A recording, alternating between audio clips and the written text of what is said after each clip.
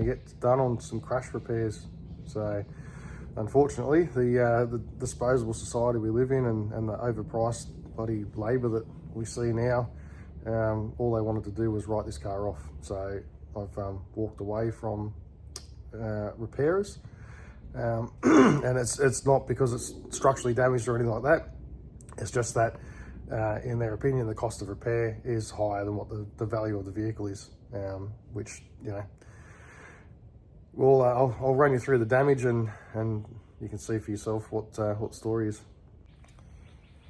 So the most of the impacts on this door, there is a bit of damage to the guard. I've already pulled the wrap off the guard and the rear quarter. So this door here has copped some considerable damage.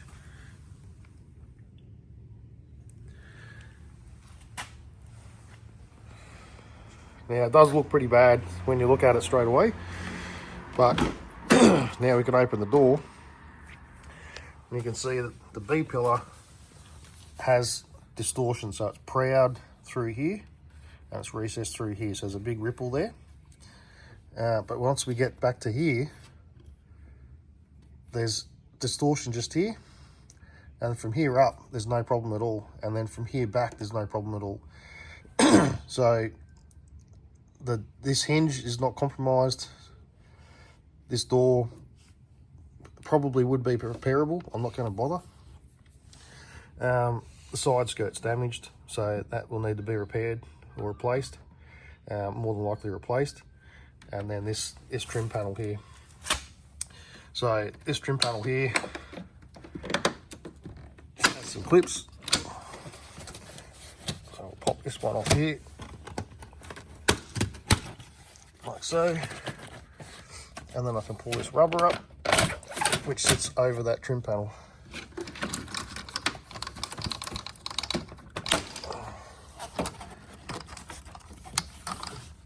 There's no point in being gentle with this because it's buggered anyway. So I'll pull those clips out. You can see there's a clip up the front here. All right, that holds that in. There's this clip here, which is broken. Two other clips here and two other clips here, and then it sits underneath this other panel. It just sort of sits in behind it. So it'll have to lip this back out of the way, but this has got a couple of little scratch marks on it, but there's no damage to it at all. All right, so now that's out of the way, you can see just here there's a few little cracks in the paint.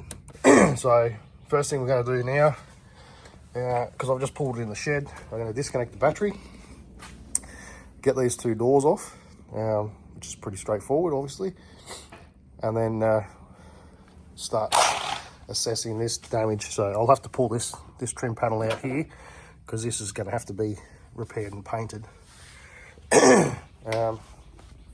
The door trim has come off because the door's heavily distorted, so I don't know if there's any damage to that. I'll find that out. But the new doors I bought do not have door trims. They're just basically a shell. Still got the window regulator and the glass and everything in it, and they're in pretty good condition. So this one here has been repainted, the front door has not. So this is still factory paint on this door. There's marks and scuffs and that sort of thing, but I'll tidy all that up a bit, but it's getting wrapped anyway, so I wasn't overly fussed if there was a few little chips and scratches. Although I've got to paint other things, so if I decide to, I might end up painting them anyway. But this will be just a quick video on how quickly replacing panels can repair a vehicle.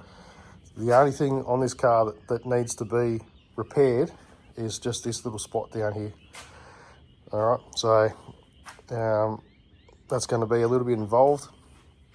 I'm hoping, because there's multiple layers of the of the pillar, So you can see here there's 3 layers there. Okay, so you've got the internal layer, the structural layer, and the external layer, which this is the external layer that's damaged here. So it's worth noting that this car, the impact wasn't severe enough to set the airbags off. So it's got side impact airbags, which come out of the pillar trim and across the roof. And then also in the seat, there's airbags in the seat. There's, I don't know if you can see it down here, that yellow sticker, that is an explosive. Okay, so there's 2 explosives. There's one for the seat belt, and this part here has a cable going in it, and it's like an accordion, it pulls down. That's called a seatbelt pre-tensioner. So that'll pull tension on the seatbelt to pull you back in the seat. And then also this has anti-submarining and rear pushing seats. So there's also explosives in the seat rail to push the seat back, so you get further away from the steering wheel. If in that instance that the steering wheel airbag was going to be deployed, or the knee airbags, then that will push the seat back, give you further, like a bit more distance from the airbags being deployed. So if that was the case and those airbags were deployed, then we're talking about reasonable structural damage, significant cost in replacing all the trim, the seat covers, all the airbags and all the rest of the stuff that goes along with it, and that would have been definitely a very costly procedure, and it may have seen the end of this vehicle, unfortunately. But we got away with that, so we didn't have any airbags deployed. In which case we're good to go. We can repair this, and that's today's task. Get this nutted out and repaired, and then hopefully repaint it tomorrow and have it back on the road by the weekend. Got the doors off. It's pretty straightforward. I stripped the doors before I took them off. The rear door, you can actually take these bolts out while the door's closed. So easiest thing is just to disconnect the harness, unbolt the check strap, which is this bolt here, and then you can take these out and then just pull the door off. The front, you would be able to if the guard wasn't on there, but I haven't pulled the guard off yet. So just inspecting the damage. You were aware of this one, I showed you that before. In behind the skirt is a little bit of damage. It's very marginal. It's only about 3.5, 4 mil deep. So this part here is probably the worst. But most of this, like, it's covered by the side skirts anyway.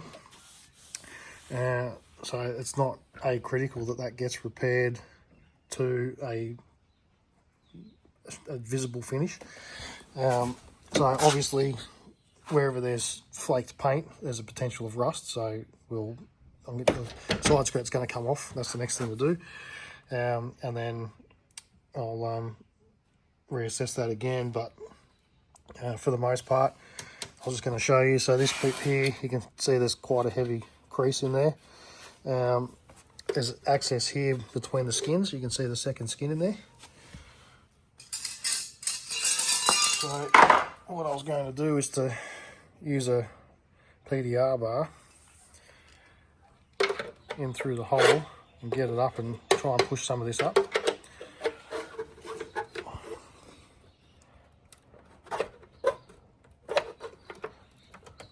Alright, as you can see,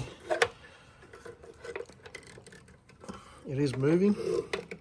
I'm only doing it with my left hand, so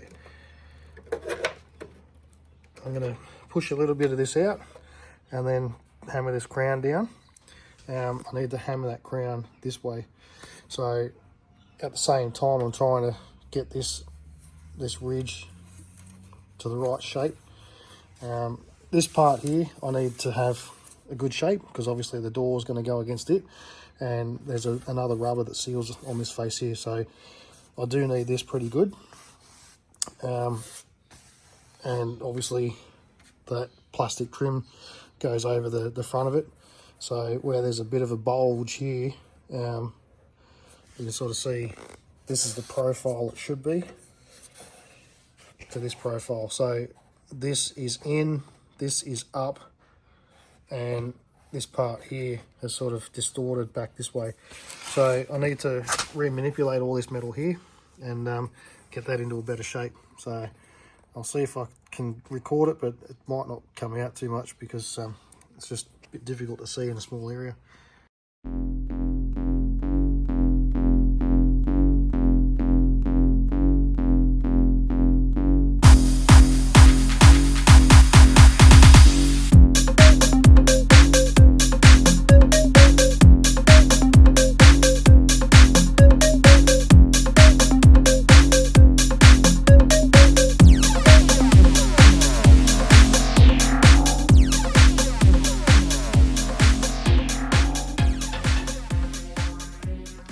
Alright, so it's looking significantly better. We're actually getting this shape back. So I don't know if you remember, this is all compressed in and really high up at this spot.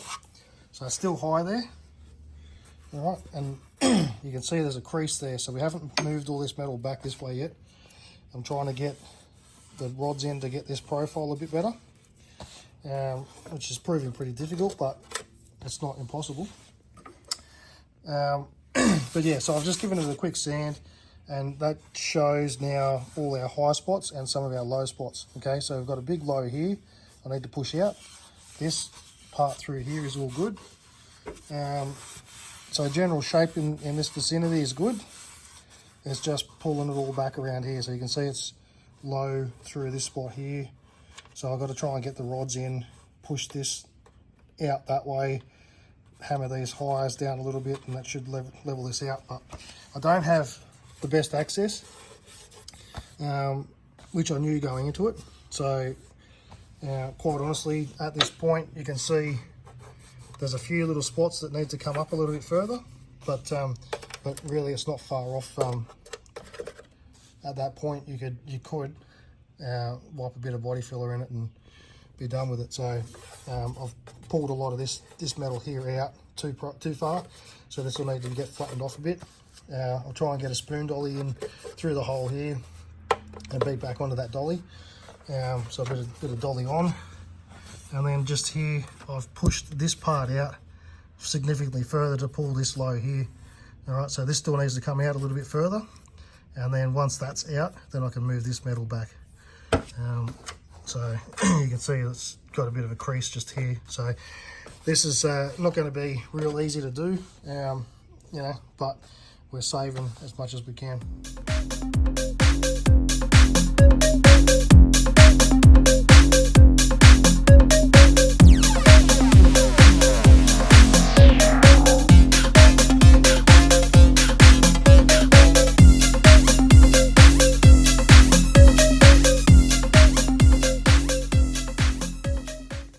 As you can see now, we've got pretty good shape there. So all these little bits here are lows. It'd be nice to pull them up a little bit, but I don't have the tools to do so at the moment. So at this point, we're going to put a bit of body filler in, and we'll probably end up with about 1.5 mil maybe in the deepest valleys. So I'll show you how to make up a bit of body filler. So basically, I get it in a bit of a pile, and I just do a little line like that. Okay, that's plenty. It's a bit of a colder day today, so it'll dry a little bit quicker, but you don't want it to dry too quick. So, and then when you're mixing it, you want to fold everything in instead of stirring it. So if you stir, it's going to make bubbles. If you fold everything in, you'll be able to mash those bubbles out. And it's basically just keep on mixing it until you have a consistent colour.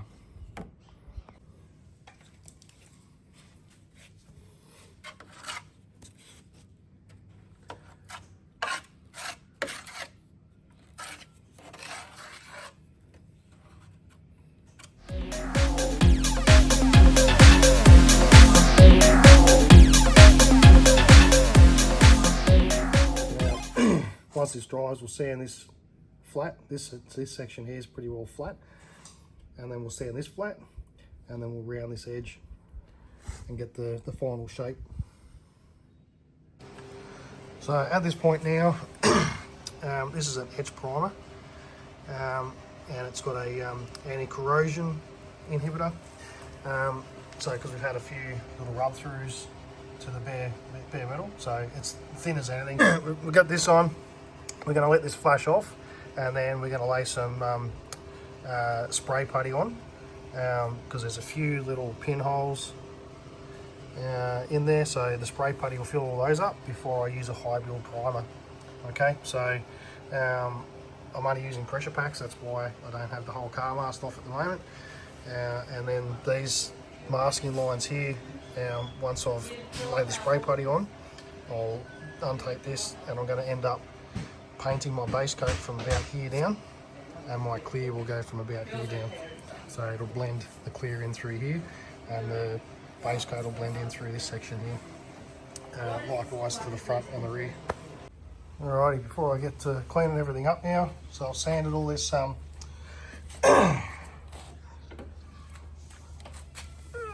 sanded all this spray putty back. So now our primer will cover any other little small imperfections. Before I get to painting, I wanted to test fit the door, make sure we didn't have any clearance issues. When this was accident damaged, the inside of the jam was actually hitting on the door, so you couldn't open the door. So I had to knock it down a little bit and beat the door into submission, just to be able to open and close the door, to be able to get it around and have it looked at. So anyway, I've got the door on, and you can see we have plenty of clearance in there. All right, it's the right shape. So, you know, it's not 100% perfect, but it's definitely more than acceptable. Alrighty, so now I've got this door on, I'm going to pull it back off so I can mask all this up, sand all this back up here, same on this side here and up the pillar, so I can lay some paint on and blend it in. So I've got a grey primer to go on first. It's a filler primer, so I'll paint that. It's a 2K, and then I'll let it dry, rub it back, and that'll be our undercoat as well.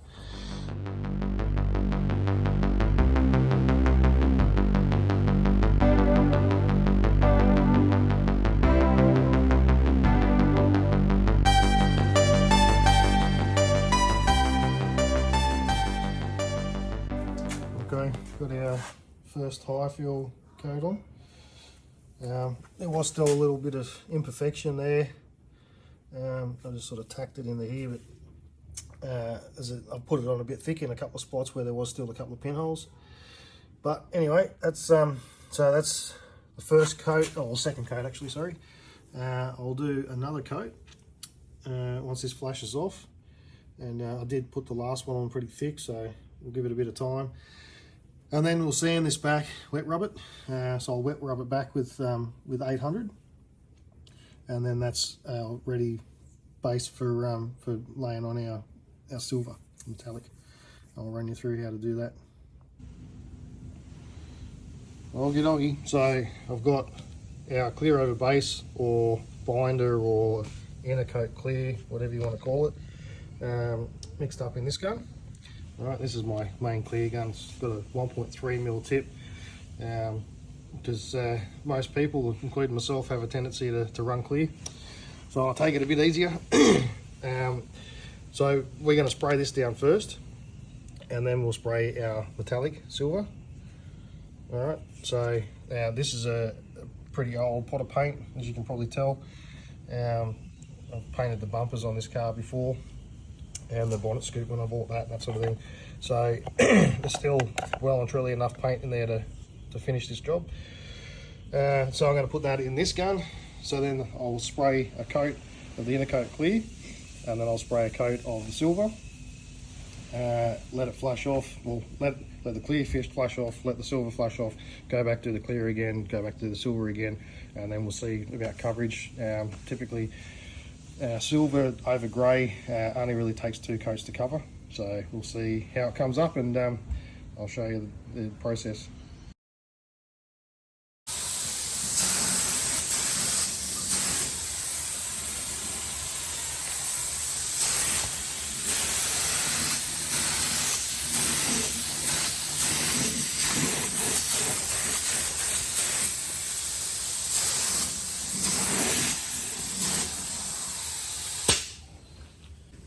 So when you spray the inner coat clear, you want to go past where your silver's going to go, where your colour's going to go. So you can see here the colour's got to go there because it's got to cover the primer.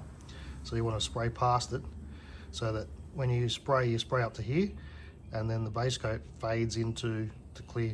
Okay, so the clear is going to hold the base coat, and it's going to give transparency from the old paint to the new paint. So it's like a fade basically. So you only really need to spray it where your paint is going to be changed. So if you're doing a whole panel or a side or something, you don't have to spray the whole side with the inner coat clear, but you do have to make sure that you've got enough coverage. In this area here, it's not worth it because you can end up with dry spots and stuff like that. So I'll just spray the inner coat clear exactly where we want to go over the whole thing, and we'll let this flash off a little bit, but you still want to make sure that it's still tacky at least when you spray your colour coat down, because as I said, it needs to fade into it.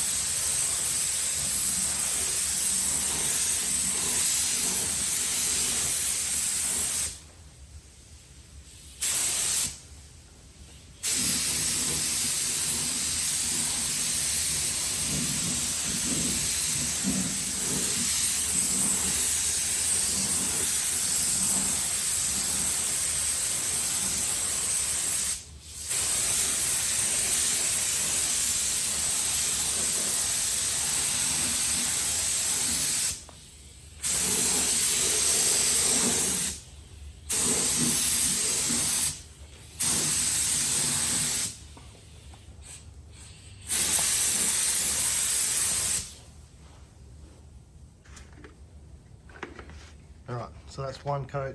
It's probably a little bit heavy, but we're well and truly close to covering at that point.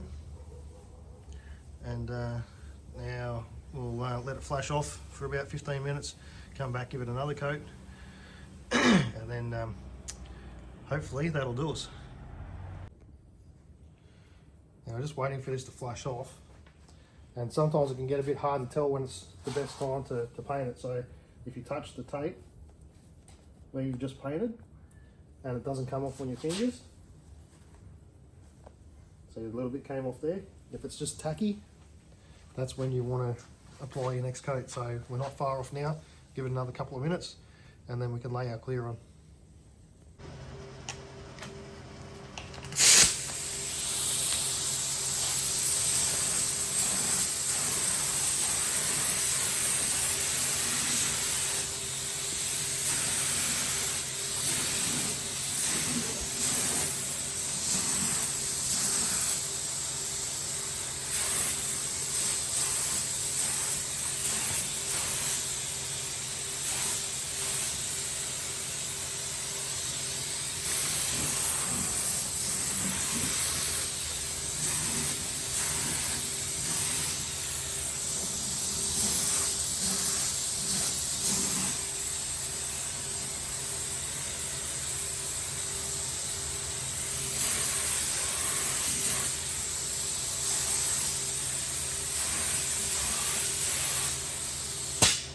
Right, so we laid a coat of clear coat on there, and then we get our blending thinners.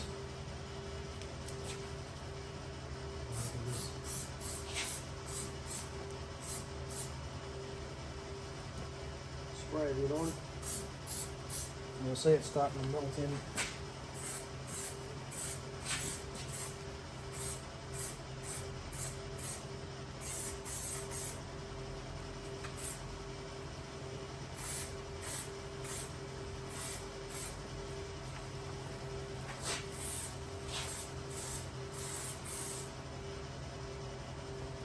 You want to be careful with this because you can actually get it to run. That's something we don't want. So I've got a soft edge here too, so you can always sand that back and buff it out. Now, our colour's faded in, so there's no real transition in the colour. As far as these bits here, they're covered. It's covered here with the side skirts covered here with the plastic trim. So that doesn't really matter about blending down here.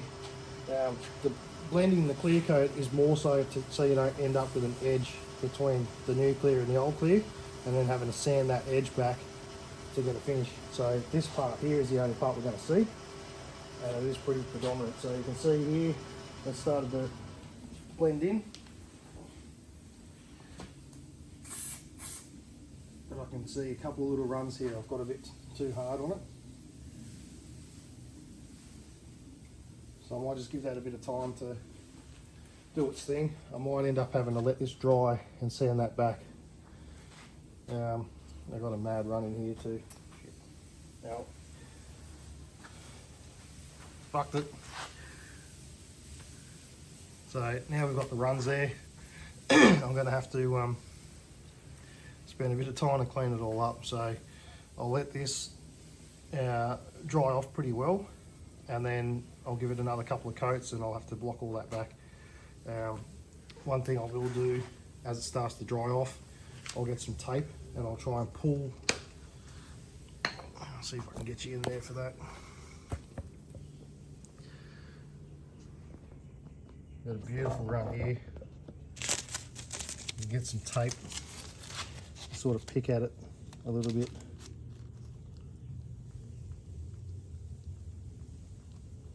Without having that big bulge, it makes it a lot easier to blend it in with the next coats for a start, but then also to sand back, so you're not trying to sand that massive edge.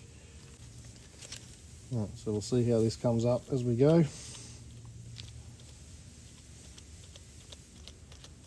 Hopefully that can flatten itself out a bit, and I'll bring you back to it. Okay, so I'll put the driver's door on now.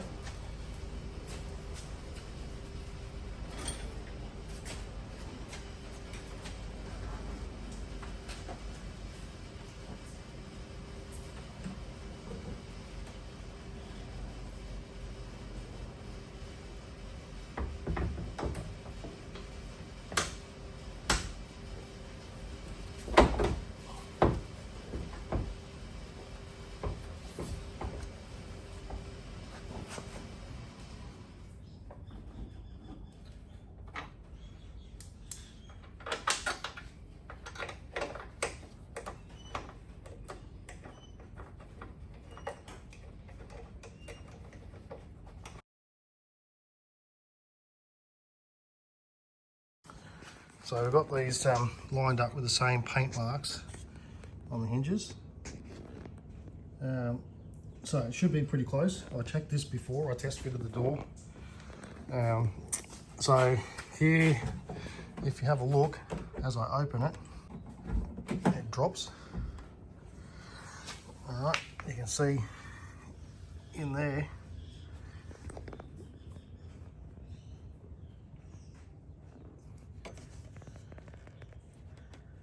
comes in, it wants to push the door down. All right, there's adjustment on here. These little marks here is the adjustment. Okay, so before I do adjust this, I'm going to put the rear door on so I can see if the body lines line up first. There we have it. It's all back together, lined up.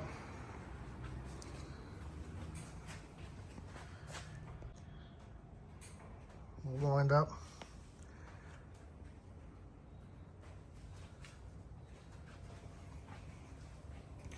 So I haven't put the handles or anything on because I'm wrapping the car anyway. So the only thing I've got is just the side skirt.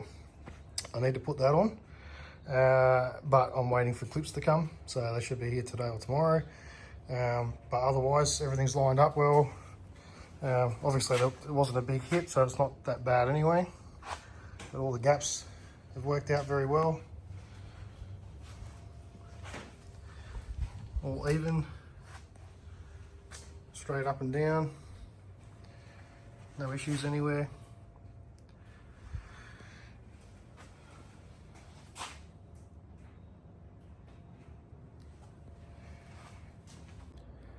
there you have it. So, you know, obviously panel beaters have got plenty of other work on, but they gave us an estimate of maybe the end of the year, more than likely February. It's at the moment, it's the 19th of August. So, you know, for me to fix it in less than 3 days, that's between waiting for paint to dry and all that sort of thing too. You know, it's unfortunate that it's really hard to try and do all this stuff yourself in these situations. So if it wasn't for the fact that they wanted to write it off, I would have left it with someone to repair. But in the same respect, that's, you know, 6 to 8 months worth of rego that the car's not getting driven for. And you know, anyway, she's fixed, so I'm starting to wrap it now. I've got the bonnet done, but I'll get the rest of the car done. That'll be the next video. All right, catch you on that one.